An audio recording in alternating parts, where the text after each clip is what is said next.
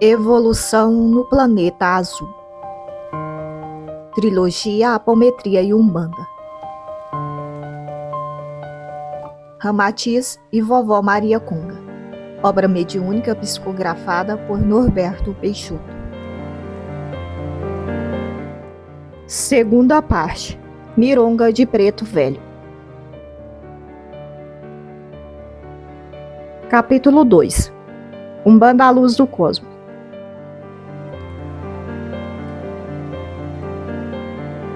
Pergunta: a Umbanda, enquanto expressão de religiosidade, como espiritualismo, em que se pratica o intercâmbio mediúnico com desencarnados, só existe em solo brasileiro? Qual o motivo desse exclusivismo? Vovó Maria Kunga. Essa situação é condizente com o karma coletivo do Brasil, pátria que abrigou em seu fértil solo grande parte dos espíritos ligados à Inquisição.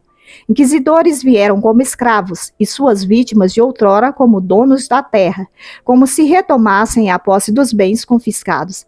Aliado a isso, o fato de a população indígena aqui presente, que também foi escravizada, catequizada pelo homem branco, juntamente com os ritos africanistas e a cultura católica dos colonizadores portugueses e espanhóis, e mais recentemente o espiritismo provindo da França de Kardec, terem demarcado o sentimento de religiosidade dos brasileiros, como se fosse uma grande colcha de retalhos.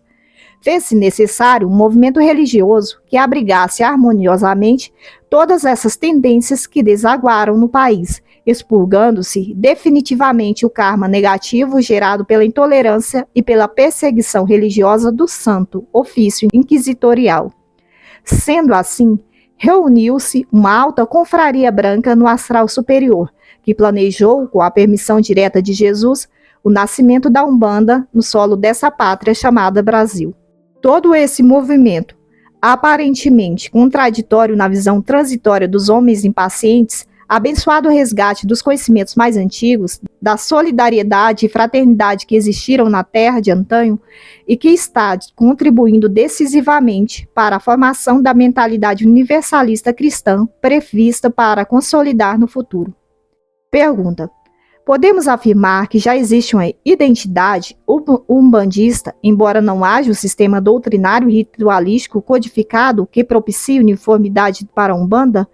Essa identificação não se estende à maioria de seus adeptos que não se declaram de fé ou crença umbandista, e sim de outras religiões, principalmente a católica.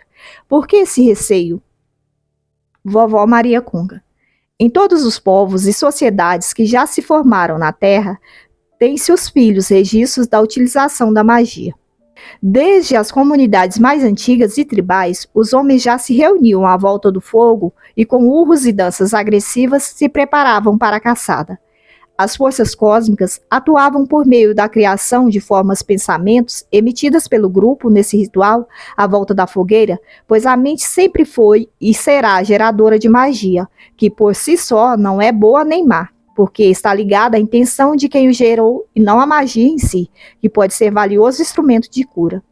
Ocorre que o conflito do sagrado católico com o profano herege das crenças mágicas foi igualmente criado pelos homens em busca do domínio de sua religião sobre as coletividades. Pela ancestralidade divina que vibra em todos, os filhos são por si só agentes mágicos, já que a mente é o motor gerador de pensamentos que nunca cessa. A Umbanda lida com a magia, manipula fluidos, os mais diversos, e forças do astral, tendo na comunicação com o além e na chamada mecânica de incorporação o alicerce de sua caridade na Terra. O mediunismo ainda é visto como uma espécie de culto de possessão, situação que não se prende somente à Umbanda, pois se estende como um todo àquelas doutrinas e crenças sustentadas pelo exercício da mediunidade. Muitos dos líderes das religiões que atacam e perseguem o intercâmbio com o além estão intuídos por magos negros do astral inferior e não apresentam sinais visíveis dessa influenciação aos limitados olhos carnais. A Umbanda, por ser mais observada a mecânica de incorporação em sessões de caridades feitas a portas abertas e para todos que quiserem assistir, infelizmente, ainda fica mais visível para o ataque das sombras. Não importando a procedência do seu culto, o filho médium, fervoroso em sua crença e dedicado trabalhador da caridade de cura e alento, na opinião desses perseguidores, se encontrará possuído pelos demônios, no exercício da abençoada mediunidade. Esse tratamento injusto e cruel das religiões para com a capacidade de comunicação com os espíritos desencarnados foi marcando o inconsciente dos filhos, causando-lhes excessivo receio ao longo de várias encarnações. Esquecem os homens, de memória curta diante da perenidade das questões da espiritualidade, que o mal ou o bem está em cada um, situação que paira acima das religiões, crenças e doutrinas da terra, e não se subordina diretamente a quaisquer mediunismos. Rindamos graças ao Oxalá, pois cada vez mais essas incompreensões estão se desfazendo. O tempo a todos educará na união e tolerância amorosa que prepondera no cosmos. Pergunta: verificamos um caráter andrógeno em muitos chefes de terreiro, pais e mães de santo. Qual o motivo dessa aparência ou modo indefinido no campo sexual? Isso tem importância para a mediunidade? Vovó Maria Cunga: se os filhos prestarem mais atenção, a situação relatada não se prende somente ao movimento de Umbanda. Muitos dos líderes atuais, nos quais a mediunidade, ferramenta de amparo e socorro, recaem em condicionamentos milenares, pois a maioria já esteve ligada ao sacerdócio em mais de uma religião terrena, vivências que os levaram a virar as costas para o profano dos simples mortais e se voltarem exclusivamente para as coisas espirituais e internas dos templos. O sexo, visto como feio e pecaminoso, foi reprimido em suas polaridades que demarcam o feminino e o masculino dos espíritos encarnados. Afora isso, há aqueles espíritos que efetivamente já sublimaram a questão sexual mais carnal, se encontrando com sem sexo, não sendo necessário uma expressão preponderante nesse campo. Essas situações não têm relação direta com a mediunidade em si, mas com a evolução do espírito na sua longa caminhada, pois a partir de um determinado estágio, ele não tem mais sexo, e sim consciências eternas que se arrebatam e se unem no sentimento amoroso por tudo no cosmos. Pergunta: e aqueles médios que notadamente são homossexuais? Vovó Maria Cunga: isso pouco nos importa. A conduta culposa que está relacionada com a moral dos homens é o fato de um médio se encontrar em situação provacional, como é a questão da homossexualidade. É meramente efeito na atual encarnação de causas passadas, assim como são as provas diárias do egoísmo, da vaidade, dos ciúmes e das maldades comuns para os homens. Pode um filho de conduta sexual normal, aos olhos de valores fugazes da sociedade dos homens, ter pouco ou nenhum valor moral na visão da espiritualidade, nos casos em que se exige um instrumento mediúnico. O sexo em si não ofende as leis espirituais e não devemos classificar o homossexual como um anormal ou impuro. O amor, a solidariedade, o perdão das ofensas e a pureza do espírito, isso sim, são requisitos indispensáveis, como objeto de julgamento severo que se estabelece quando do abençoado labor com o aparelho mediúnico. Pergunta: notamos um processo de orientalização do Ocidente, sendo crescente o interesse por temas místicos, esotéricos, de vidas passadas, karma, reencarnação, fitoterapia, nova era, enfim, de espiritualismo em geral. Como se coloca a Umbanda nesse cenário? Vovó Maria Cunga: Umbanda é luz, sabedoria milenária e pura harmonia. Conduz as consciências ao entendimento da verdadeira vida, que é a do espírito imortal. É unidade no cosmos, um todo de que fazemos parte. É o universalismo na sua essência, que está registrado em todos nós por nossa ancestralidade espiritual. A Umbanda, regida pelo Cristo cósmico, tendo em Jesus a sua manifestação máxima na Terra, é mais antiga que todas as religiões dos homens e terá enorme importância por sua procedência sagrada nessa era de Aquário. Aceita todas as outras religiões e, por ser anterior às mesmas, em todas teve grandes influências, principalmente nas oriundas do Oriente. Nesse cenário, cabe a Umbanda um papel muito importante, pois será uma das expressões de unificação amorosa na Terra. Pergunta: o Brasil é um país continental e tem um povo de grande misticismo, que abriga variadas formas de mediunismo mais arcaico, inclusive com sacrifícios de animais, pagelância da Amazônia, candomblés de caboclos, catimbós, ritual de Xangô, catimbó Jurema, entre outros. Qual a finalidade desses movimentos? Podemos chamá-los de Umbanda? Vovó Maria Cunga.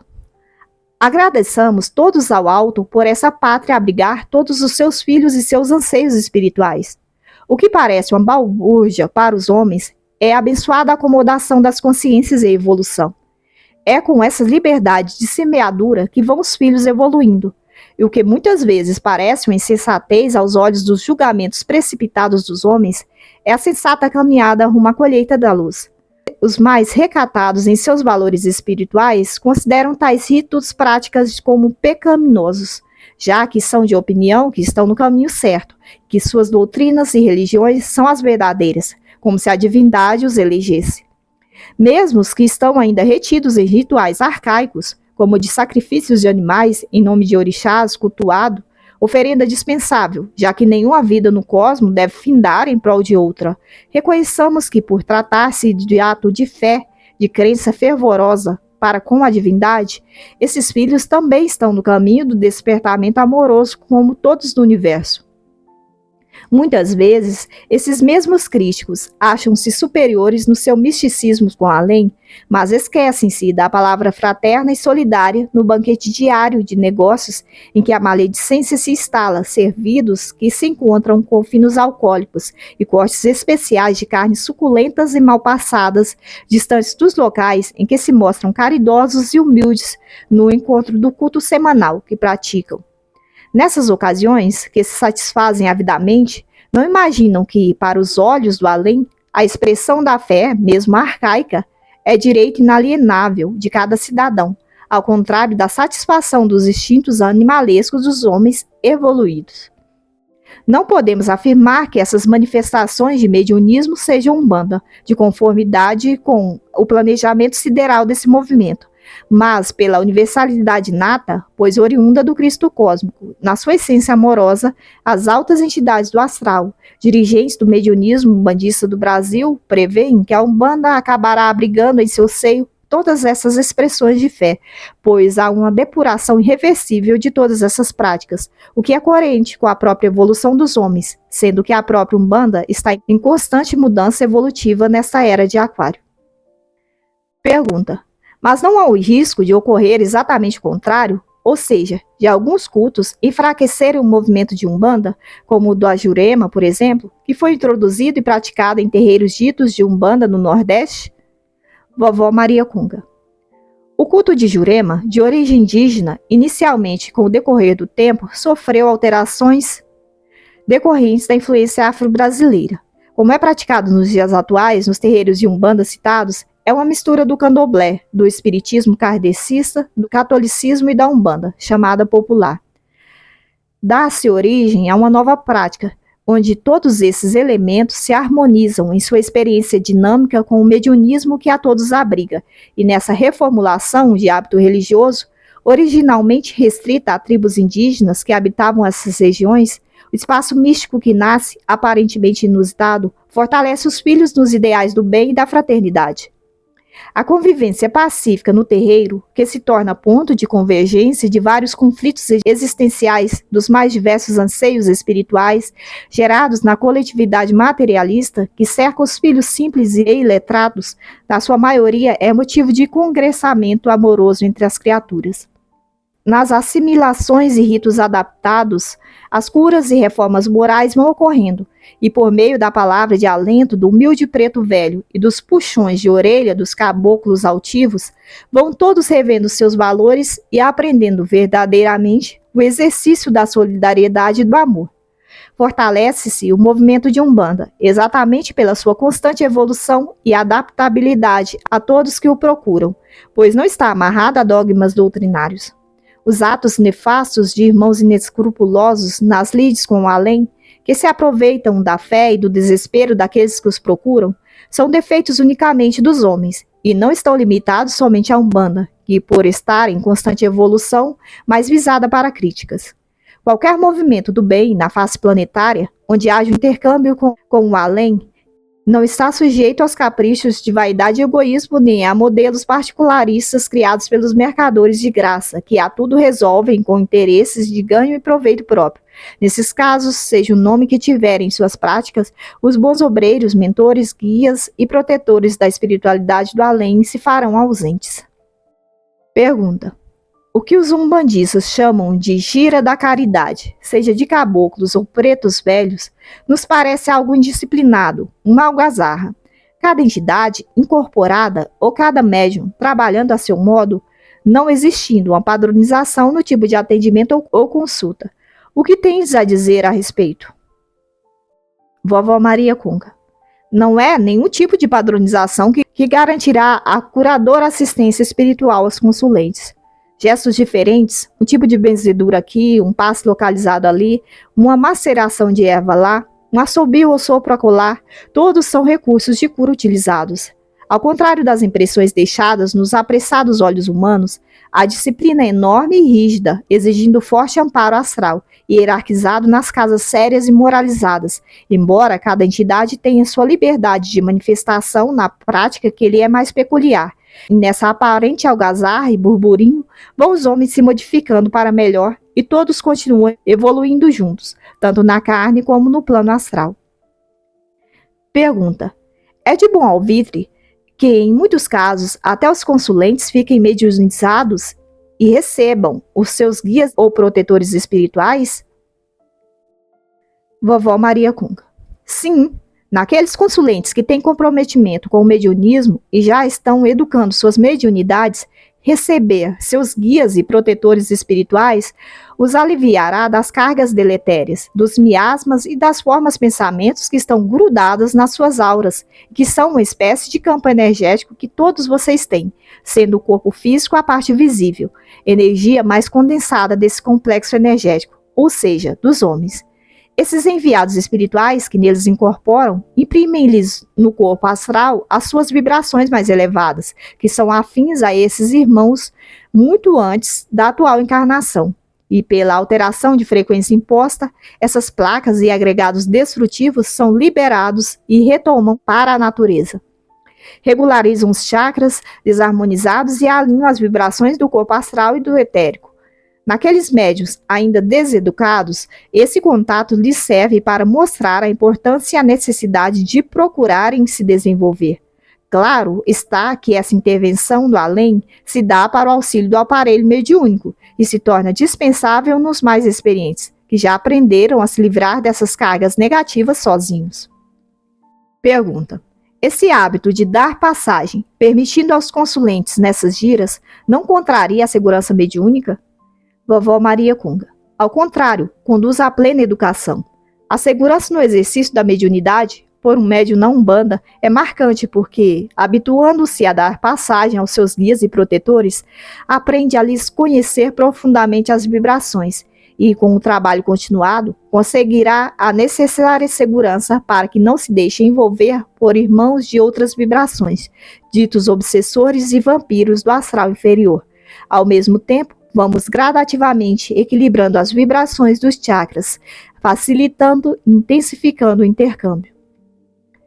Pergunta: o que dizeis dos médiuns trabalhadores que dão passividade para os chamados eguns, espíritos obsessores, no mesmo momento em que atendem aos consulentes? Vovó Maria Cunha: isso se faz necessário para que esses irmãos possam ser conduzidos para locais de refazimentos existentes no plano astral. Eles são retirados do corpo etérico dos consulentes, qual carrapato que se arranca da pele do animal indefeso. É feito o atendimento socorrista de urgência e, posteriormente, são encaminhados para maiores esclarecimentos. Havendo necessidade, serão reconduzidos para a manifestação mediúnica em locais apropriados às suas consciências. Pergunta: a nosso ver, há nesses casos uma doutrinação precária. Isso não teria de acontecer em sessão reservada, especialmente com finalidade desobsessiva? Vovó Maria Cunha: na verdade, não há nenhuma doutrinação. Na maioria dos casos, não se fazem necessárias maiores conversações. O choque fluídico, propiciado pelo aparelho do médium, conduzido habilmente pelo guia ou protetor, seja preto velho ou caboclo, já é o suficiente para aliviar desse sofredor qual imersão de peixe asfixiado fora d'água em límpida enseada à beira-mar.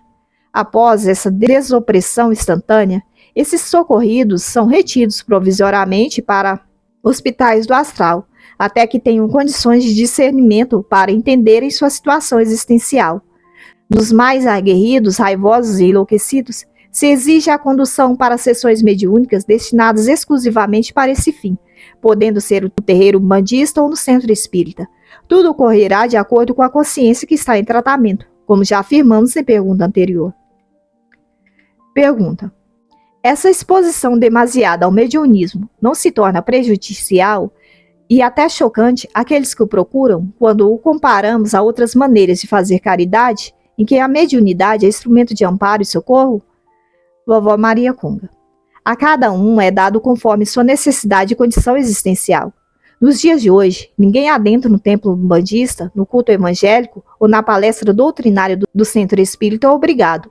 A época de impor-se às consciências o certo ou o errado, fruto da árvore do julgamento dos homens e dos mandatários religiosos detentores da verdade, é fato histórico que já sepultado no passado algo recente, mas ausente da realidade espiritual da Terra hoje, embora ainda muito nítido no inconsciente de muitos filhos, bem como em algumas regiões da superfície planetária. Não havendo imposições e intolerâncias, concluímos que o sentir-se chocado resulta de uma decisão exclusivamente individual. Logo, cabe a esse ser buscar aquilo que o satisfaça em seus anseios espirituais, seja em que local for entre os homens. A exposição ao mediunismo nada mais é que uma lembrança da própria condição de espírito de cada um. O eu sou verdadeiro e imortal está momentaneamente aprisionado no pesado corpo de carne. E a seção mais reservada não livra os consulentes dos assédios, intercâmbios com a além, que ocorrem nas 24 horas do dia e não dependem de um local preparado especialmente para esse fim. Todos são médiuns, em maior ou menor grau, e refutar a constância e naturalidade do mediunismo na vida é como negar o próprio ar que os filhos respiram. Pergunta: podeis descrever-nos, sob o ponto de vista do plano astral, a movimentação invisível aos nossos olhos carnais que ocorre nessas giras de caridade praticadas nas casas de Umbanda? Vovó Maria Cunga: toda casa de Umbanda que é séria e faz caridade gratuita, desinteressada, é um grande hospital das almas, tendo o apoio de falanges espirituais do astral superior. Essas giras de caridade são grandes prontos-socorros espirituais, onde não se escolhe o tipo de atendimento, estabelecendo enormes demandas no além. Os consulentes que procuram os pretos velhos caboclos para a palavra amiga e o passe, avançam trazendo os mais diversos tipos de problemas, doenças, dores, sofrimentos, obsessões, desesperos, etc. Processa-se a caridade sem alarde, pura, assim como Cristo Jesus procedia, atendendo a todos que o procuravam. É indispensável um ambiente harmonioso e de energias positivas no grupo de médios que formarão a corrente vibratória. Para se conseguir as vibrações elevadas, se cantam pontos, que são verdadeiros mantras, faz defumação com ervas de limpeza físico-etérea e espargem-se essências aromáticas que auxiliam a elevar as vibrações. No plano astral, estabelece-se um campo vibratório de proteção espiritual. Vários quarteirões em volta do local da gira ou templo, os caboclos e guardiões já se colocam com seus arcos e flechas, com dardos paralisantes e soníferos. Bandos de desocupados e malfeitores tentam passar por esse cordão de isolamento, mas são repelidos por uma espécie de choque, através de uma imperceptível malha magnética. Outras entidades que acompanham os consulentes não são barradas e, ao adentrar a casa, são colocados em local apropriado de espera. Várias entidades auxiliares lhes prestam socorro e preparação inicial. Por isso, os consulentes sentem muita paz quando entram numa casa e aguardam o momento da consulta. No ato da consulta, o guia ou protetor está trabalhando junto ao médium e dirige os trabalhos, tendo vários auxiliares invisíveis que ainda não incorporam. Havendo necessidade, é dada passagem para entidades obsessoras ou sofredoras que estão acompanhando os consulentes, como descrito em resposta anterior.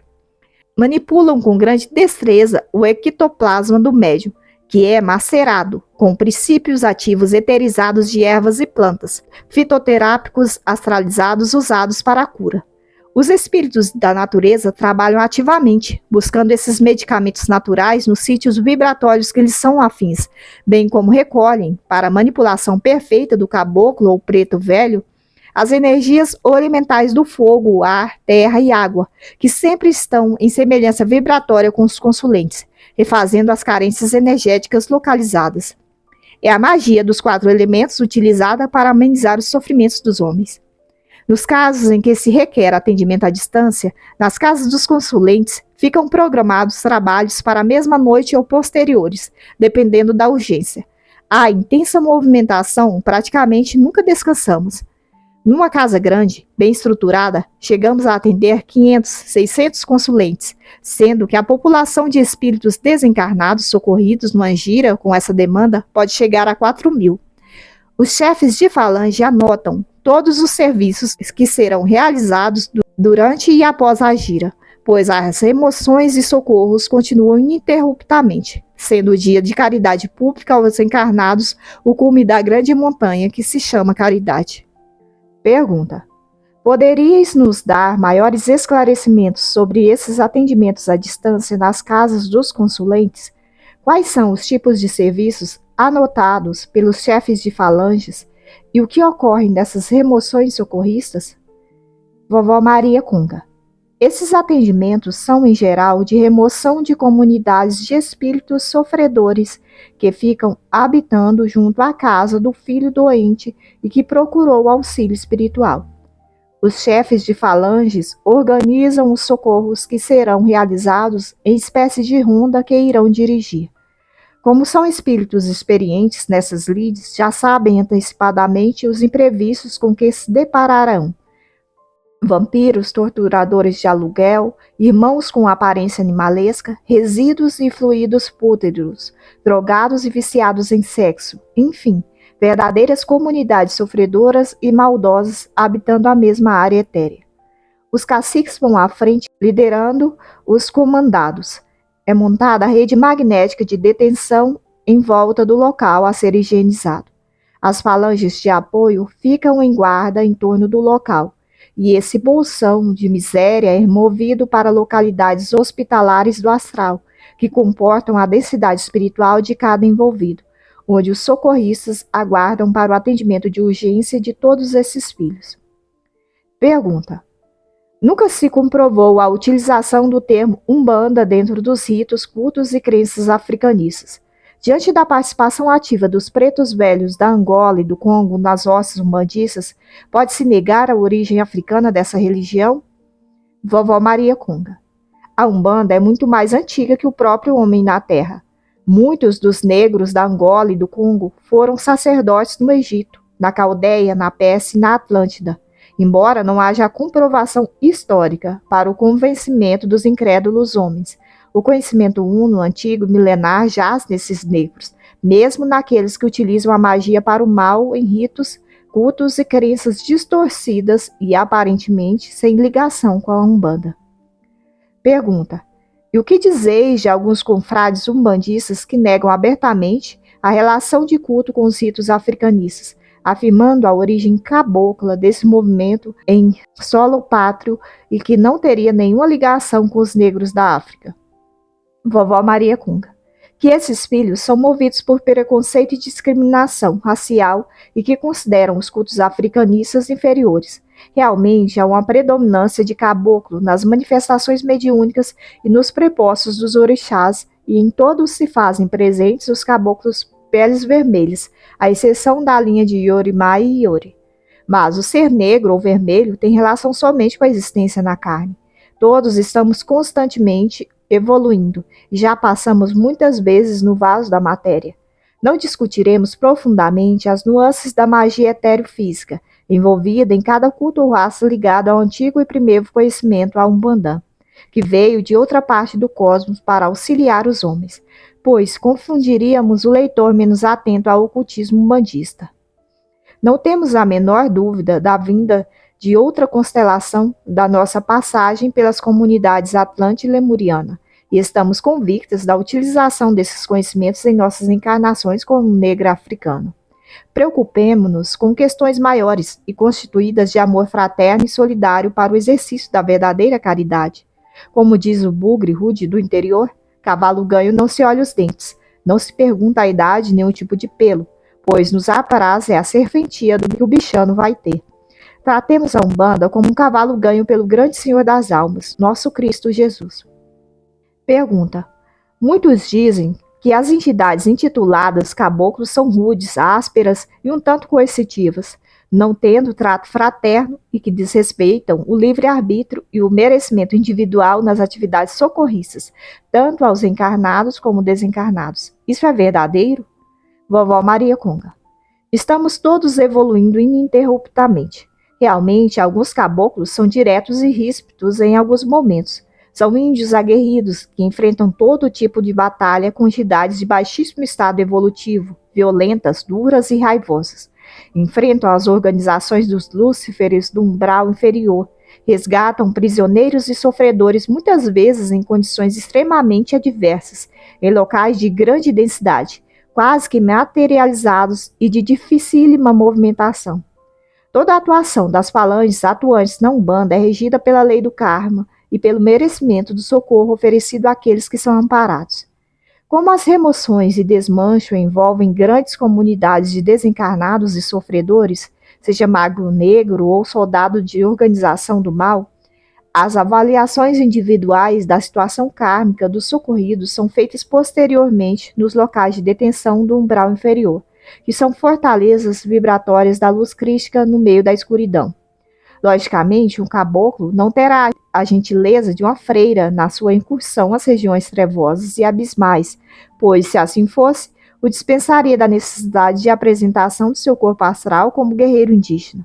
Muitas vezes, uma voz rude e áspera denota espírito amoroso e sinceridade, ao contrário do verniz fraterno de mentes controladoras e maquiavélicas, que disfarçam seus verdadeiros sentimentos com a oratória recheada de conhecimento evangélico, decorada em anos de estudo, mas com o coração árido do amor. Pergunta: o método socorrista da mesa kardecista não é mais recomendado sob o ponto de vista do Evangelho do Cristo? Vovó Maria Conga: se a modalidade de cura para o filho socorrido é a conversa esclarecedora com um grande apelo evangélico e que está de acordo com a sua consciência, encaminhamos esse irmão socorrido para a mesa kardecista. A cada um é dado de acordo com a sua necessidade evolutiva. Mas consideremos que nem todos no universo em que atuamos estão receptivos a esse tipo de atendimento doutrinário. Há uma linha dividindo a necessidade de esclarecimento evangélico que socorre da pretensão de alguns homens de a todos doutrinarem. O convencimento religioso e místico vem do íntimo de cada criatura. O que se pode fazer é orientar, em alguns casos, nunca catequizar ou tentar indistintamente convencer todos que se apresentam de crença contrária. Jesus não doutrinava os demônios dos possuídos, e sim expulsava-os, com sua superioridade moral e energia crística. Entendemos que o Evangelho do Cristo recomenda o amor ao próximo como a si mesmo, e o fato de o caboclo ser de poucas palavras, rude e áspero, não coloca como menos ou mais amoroso com seus irmãos do que o articulado doutrinador espírita de oratória eloquente, pois tais situações podem dissimular os verdadeiros sentimentos que estão em desacordo com as aparências que tantos homens valorizam. Pergunta: se existem entidades de elevada estirpe sideral que labutam na egrégora da Umbanda, por que falam errado, às vezes num linguajar quase tribal e tosco? Vovó Maria Conga: é o amor que prepondera como quesito principal na elevação das consciências. O conhecimento necessariamente não significa sabedoria, que é o outro alicerce que sustenta as entidades iluminadas que se manifestam pelo mediunismo. É exatamente por causa desse incomensurável amor aos humanos que muitas entidades vêm de outros locais do cosmos, ainda inimagináveis aos seres da Terra, e se impõem imenso rebaixamento vibratório a fim de se apropriarem novamente de um corpo astral. Percebam a dificuldade para se fazerem comunicar por intermédio de um aparelho carnal, limitado e preso às percepções materiais. Logo, a necessidade de se fazer entender no exíguo tempo que tem para permanecer em tão baixo padrão vibratório é o que determina o linguajar tosco ou tribal, e que está de acordo com a capacidade de compreensão dos consulentes simples, pobres e iletrados que procuram em multidões os terreiros de Umbanda. Isso não quer dizer que não possam falar articuladamente e com grande sapiência diante dos homens doutos. Que os filhos não se deixem levar precipitadamente pelas impressões que mais marcam os seus olhos e ouvidos. Pergunta: o que é a chamada mecânica de incorporação?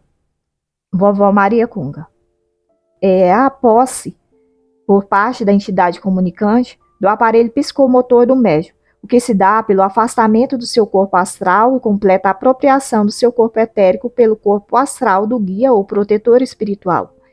Assim, o invólucro material do médium fica cedido para a atividade mental do preto velho ou caboclo, que poderá manifestar-se à vontade como se encarnado fosse. É muito rara a inconsciência total nessa forma de manifestação.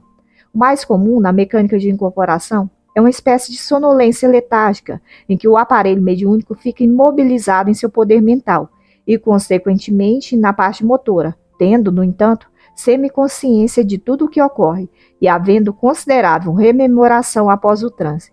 O guia ou protetor espiritual não entra no corpo do médium, como muitos pensam. O que ocorre é que há um afastamento do corpo etérico, sendo esse sim tornado como se fosse um perfeito encaixe. Pergunta: é o corpo etérico mais atuante na incorporação? Vovó Maria Cunga: não se trata de ser o mais atuante, mas é o corpo sutil mais utilizado nos trabalhos de cura, em que os guias e protetores se utilizam intensamente do ectoplasma que é metabolizado. Dependendo da faixa vibratória da assistência curativa que está acontecendo, o corpo astral ou o corpo mental do aparelho são os mais atuantes. Nos casos em que os sentimentos preponderam na comunicação, no momento exato da consulta ou na irradiação intuitiva e nas situações de clarividência, esses outros dois corpos são mais utilizados. Mas, como os filhos são uma unidade existencial, embora constituídos de vários corpos vibratórios, todos têm atuação nas manifestações mediúnicas. Pergunta: a mecânica de incorporação no seio umbandista não é um tanto rudimentar quando comparada a outras lides do mediunismo? As técnicas de mentomagnetização, a cromoterapia, os cones de luz, o pêndulo radiestésico e radiações à distância e a psicografia intuitiva? Vovó Maria Cunga: os aparelhos mediúnicos que labutarão na linha da Umbanda diferem dos demais, pois antes de reencarnarem tiveram uma polarização energética em seus corpos astrais, que os habilitarão a trabalhar quando na vida física, com as comunidades do umbral inferior e com fluidos mais densos. São verdadeiras usinas de ectoplasma e, na sua maioria, têm um leve afastamento do corpo etérico, como se fosse uma janela vibratória que fica sempre aberta. Nesses casos, a mecânica de incorporação se faz necessária para que o guia ou protetor espiritual possa manipular com maior precisão todos os fluidos envolvidos nos processos de cura, não só os do aparelho, mas também os da natureza. Afora esses aspectos, os próprios corpos físico e etérico do médium se tornam os principais agentes de cura e são fundamentais para o trabalho das entidades ligadas à Umbanda e ao magismo da natureza. Isso, de maneira alguma, os coloca em um mediunismo rudimentar. Tais comparações denotam um certo ranço vaidoso, como se houvesse um intercâmbio mais aperfeiçoado que o outro. Não encaremos a mediunidade como veículo automotor, de que a cada ano sai novo modelo, mais moderno e com recursos avançados. Esse automóvel terá longevidade, não incorrerá em multa ou acidente automobilístico, não dependendo de todo o aparato técnico que o acompanha, mas sim da habilidade do motorista que o conduzirá. Assim é um médium moralizado de conduta reta que faz a caridade desinteressada como Cristo Jesus praticava. Qual motorista cuidadoso com as normas que o cercam e que respeita o cidadão que o acompanha, seja a pé, em carroça puxada por jumento ou em possante e veloz máquina corredora?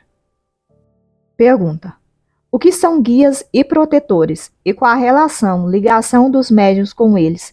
Há envolvimento de vidas passadas ou de antepassados? Vovó Maria Cunga: guias e protetores são espíritos como os filhos, somente sem esse pesado fardo que é o paletó físico que os encobre, nada mais. Claro está que por todos nós sermos espíritos milenares em evolução, As situações de encarnações passadas determinam as afinidades amorosas que unem os guias e protetores aos seus pupilos na carne, ou as repulsas odiosas que separam os filhos do amor e os imantam no cipoal das vinganças sem fim dos obsessores e desafetos de outrora, já que não existe perfeição na Terra, sendo a vida dos espíritos única e atemporal nas suas jornadas rumo às paragens angelicais desde o momento crucial em que fomos criados por Deus. Pergunta: é verdade que os espíritos classificados como protetores são entidades necessitadas de evolução e os guias não precisam mais evoluir? Vovó Maria Cunga: todos no cosmos estão evoluindo ininterruptamente e por toda parte da eternidade, pois só existe uma perfeição absoluta que é Deus. O que ocorre é que existem patamares evolutivos que distanciam um irmão do outro, meramente por diferenças vibratórias, mas estamos todos unidos no ideal de caridade.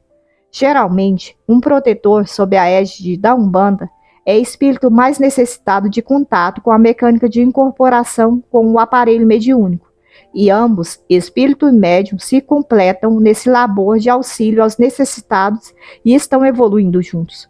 O protetor cuida mais do seu aparelho, tem maior compromisso com o seu desenvolvimento e grande comprometimento em apoiá-lo, ligações que vêm de encarnações passadas.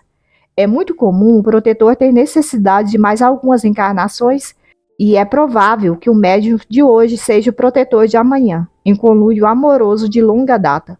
Por sua vez, os guias, vários não precisando mais reencarnar compulsoriamente, ligam-se ao aparelho por compromissos em tarefas específicas, mas igualmente têm laços de antepassados e estão evoluindo. Na verdade, somos todos irmãos, e tais denominações são para situar os filhos, tão carentes de referenciais de nomes e adjetivos no plano Terra. Pergunta: concluímos que os guias não incorporam com tanta regularidade. Como atuam, então?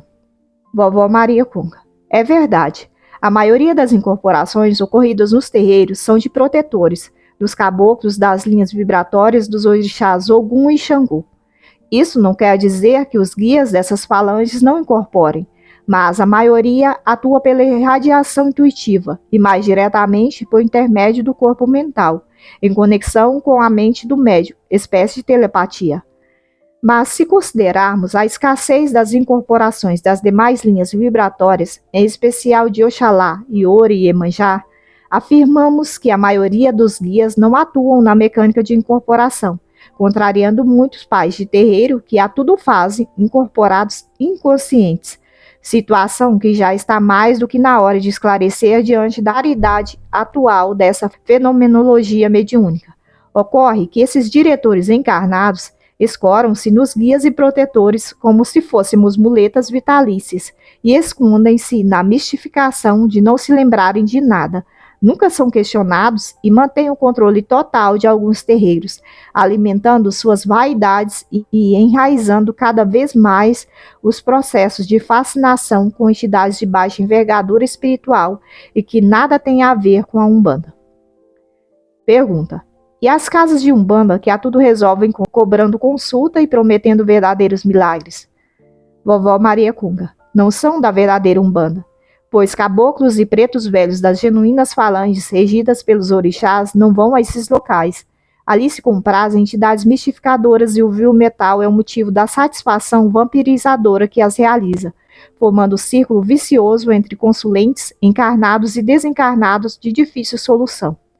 O imediatismo dos homens na busca da realização dos seus anseios, na maioria das vezes os mais mesquinhos, ligados ao sexo, ao poder, ao trabalho e aos prazeres mundanos mais desregrados, faz com que se alimente esse tipo de triste processo de parasitismo. Se há quem pague, sempre haverá quem receba. É da lei de sintonia que rege a relação entre o mundo oculto e o material, invisível e visível, e manifesto. Pergunta: há necessidade de pontos ciscados e cantados, de defumações e águas de essências perfumadas nos rituais de Umbanda? Vovó Maria Cunga: podemos dizer que os homens são cobertos por energias e magnetismo. Essas vibrações são responsáveis pela manifestação da vida na forma que os filhos conhecem no planeta Terra, mineral, vegetal, animal, hominal e astral.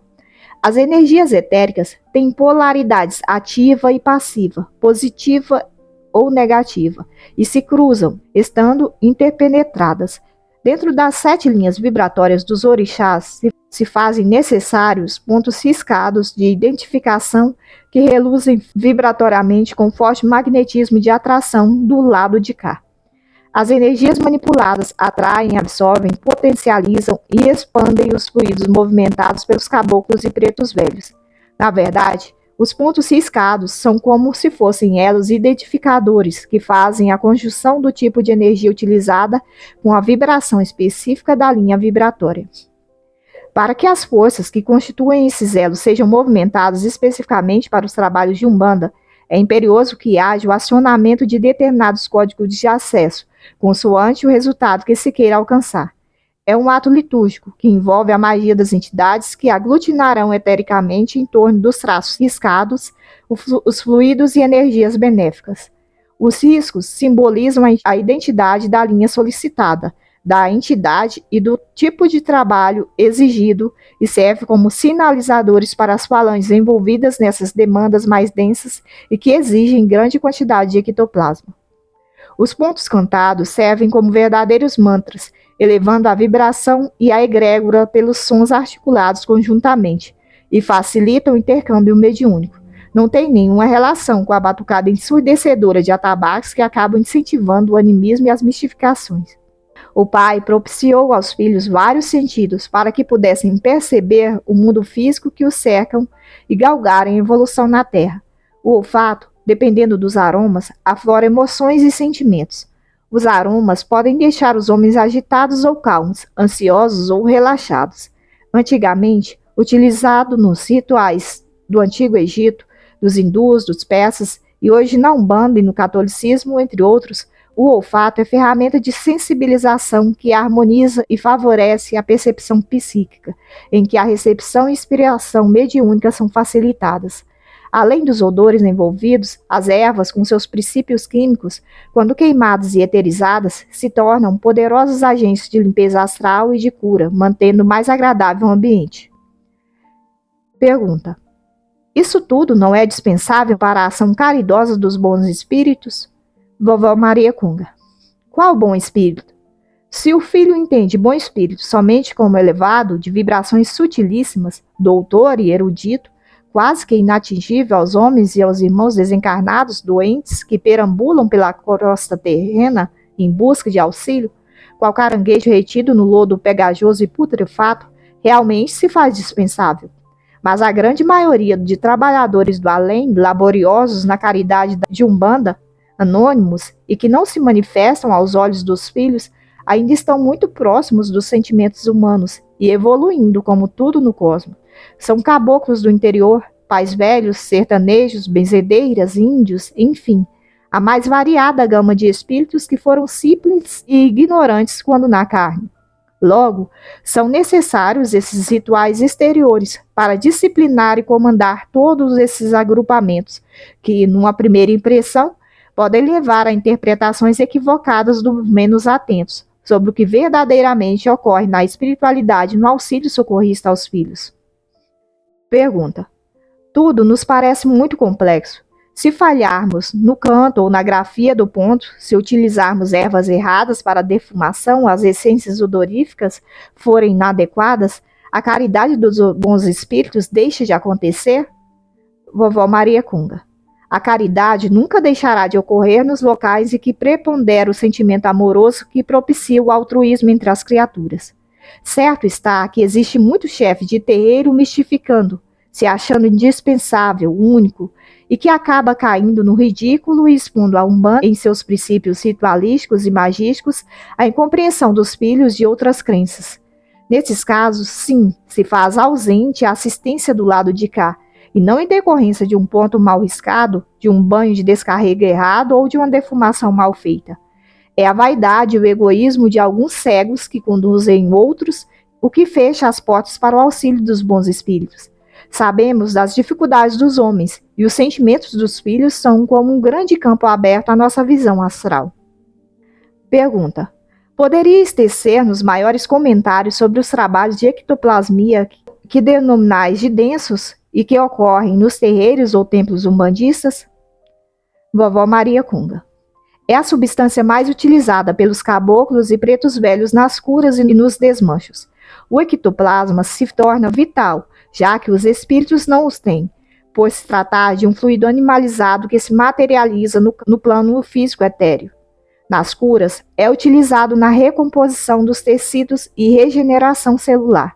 Nos trabalhos de desmanche das magias negras, potencializamos o ectoplasma, direcionando-o aos lugares onde se encontra a origem da feitiçaria, que geralmente são objetos vibratoriamente magnetizados e que constituam o vibrar no plano astral muito tempo, mesmo após a decomposição física dos materiais utilizados nesses feitiços.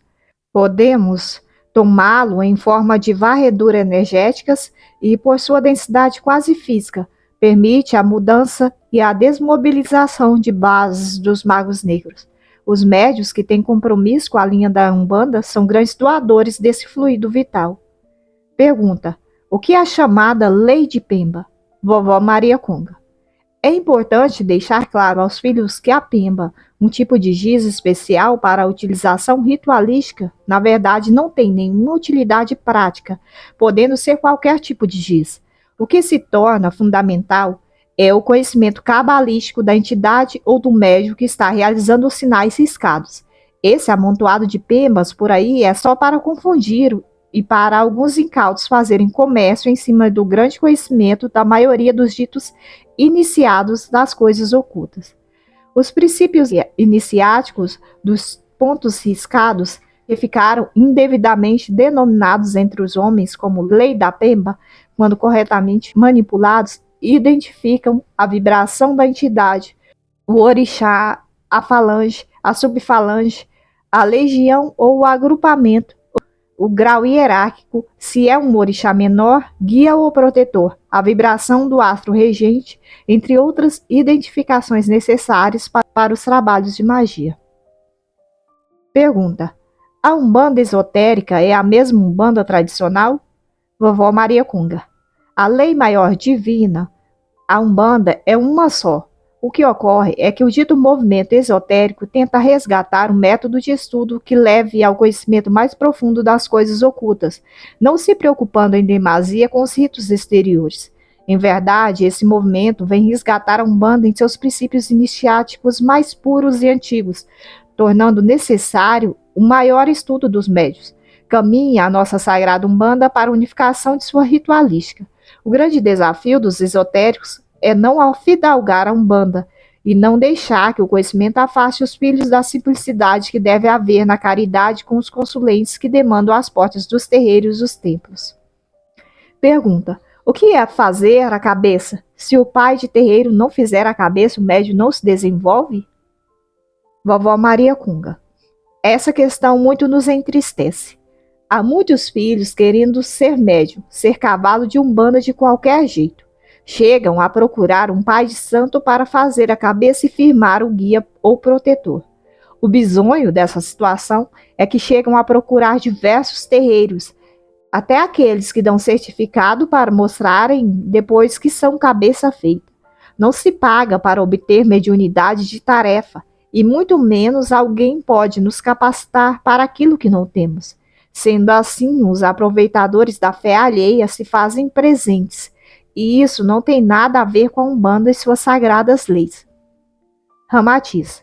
O Cristo Jesus dizia: quando um cego guia o outro, ambos cairão na cova.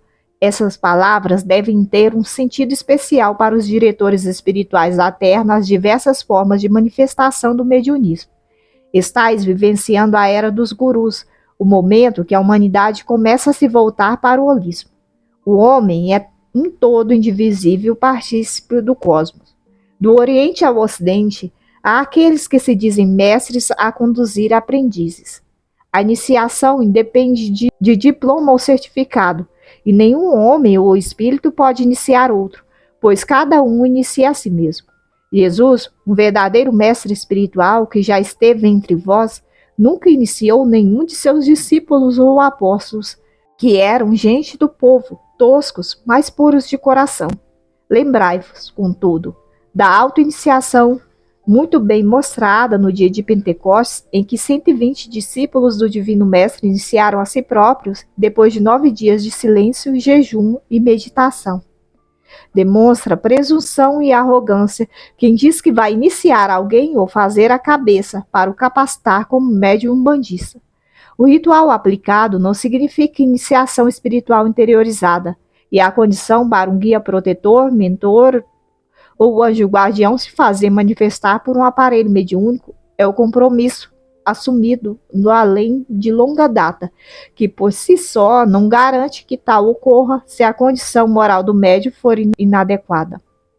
Essa situação é uma espécie de fraude que os mais espertos realizam com os que procuram de todo jeito a mediunidade para satisfazer as suas vaidades, como se quisessem adquirir um objeto valioso que dê status e possa ser mostrado como joia rara, finamente enfeitada e conquistada com sacrifício.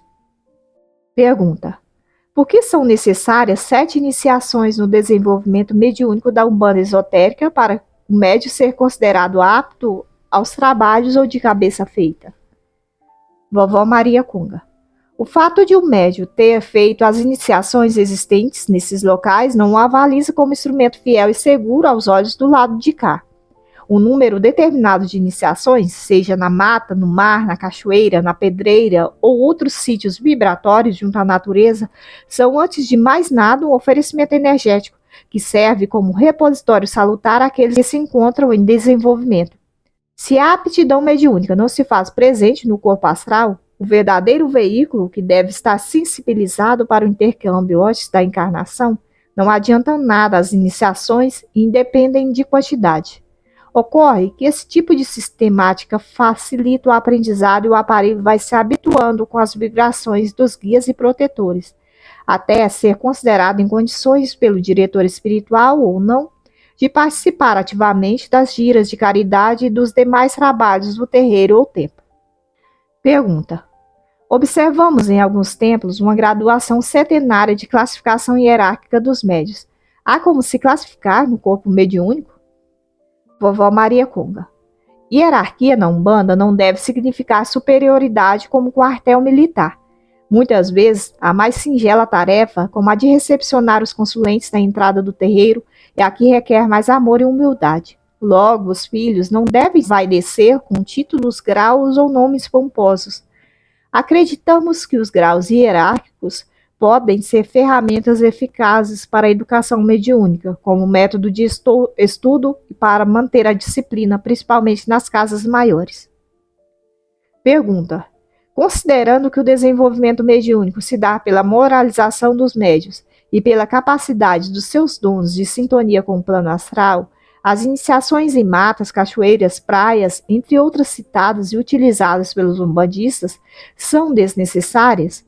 Vovó Maria Cunga: nas casas sérias, que realmente têm amparo dos bons guias e protetores da Sagrada Umbanda, filho de fé que não tem moral não entra para a educação mediúnica, pois não terá a condição de ser cavalo de demanda ou médium umbandista. Claro, se os dons estão ausentes, se dispensará qualquer atividade de desenvolvimento ou iniciação na natureza. As iniciações são necessárias para o fortalecimento energético dos médiuns e para firmar as vibrações com as entidades que estão programadas para trabalhar com o aparelho. Cavalo de Umbanda trabalha com fluidos do umbral inferior, com magia, grande quantidade de ectoplasma e energias etéricas da terra, ar, fogo e água. Por si só, as oferendas e rituais aplicados nesses locais não garantem a plenitude mediúnica, que deverá vir acompanhado de moral elevada, conduta reta e sentimento de doação, de exercitar a caridade desinteressada e, inevitavelmente, amor ao próximo. Pergunta: os congás cheios de imagens de todos os tipos são importantes? Afinal de contas, o que é um congá? Vovó Maria Cunga: o congá é um local sagrado de todo cerimonial umbandista. Os rituais que são aplicados têm no congá o ponto máximo de convergência vibratória durante o trabalho magístico de uma gira de caridade. As vibrações de Oxalá emanam desse ponto, abrangendo toda a corrente que se forma. Os que adentram em um templo umbandista ainda não estão em condições de prescindir dos objetos que serão fontes focais dos pensamentos direcionados para um local em comum, que estrutura e mantém a egrégora necessária para a magia. Encontram no Congá esse ponto de referência e fixação. Esses excessos de imagens são decorrências do sincretismo e, sob certo aspecto, serviram muito para acalmar as mentes desajustadas e doentes que, procurando a cura dos males na Umbanda, encontram na imagem de seu santo de fé a certeza de que ali resolverão os seus infortúnios, acalmando os corações em desalinho. O que ocorre é que alguns congás são uma confusão de tal monta que nem os mais afeitos do lado de cá, a pontos de identificação para os consulentes, de fixação e eliminação dos fluidos dos elementos utilizados na magia, conseguem entender.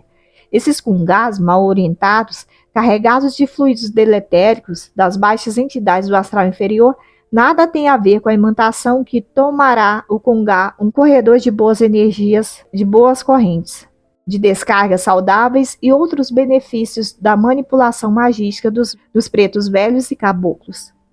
Pergunta: parece-nos que há um excesso de hierarquia na Umbanda. Legiões, falanges, subfalanges, agrupamentos, guias, protetores, isso é correto? Vovó Maria Cunga: não classifiquemos como correto ou incorreto. É uma forma de agrupar as entidades dentro das vibrações dos orixás que eles são afins e quais laboram na Umbanda. Como existe enorme quantidade de espíritos incorporantes e não incorporantes, a maioria ainda sem direito a um aparelho mediúnico, se fez necessário um método de estabelecer uma rígida hierarquia, com finalidade precípua de organizar e não de classificar em superior ou inferior. A maioria são filhos ainda muito apegados à matéria, ansiosos por reaver o equilíbrio com as leis cósmicas pelas muitas faltas cometidas na carne. São lavradores, carregadores, marujos, sertanejos simples, andarilhos, negros excluídos, índios maltratados e perseguidos, todos simples e toscos, formando um gigantesco exército que travará uma enorme e iminente intermitente batalha, levar aos sofredores consolo e cura, respeitando o ensinamento do Cristo, o merecimento e o livre-arbítrio individual, causando alívio aos doentes da alma de todas as procedências que procuram a Umbanda aos milhões diariamente nessa terra chamada Brasil.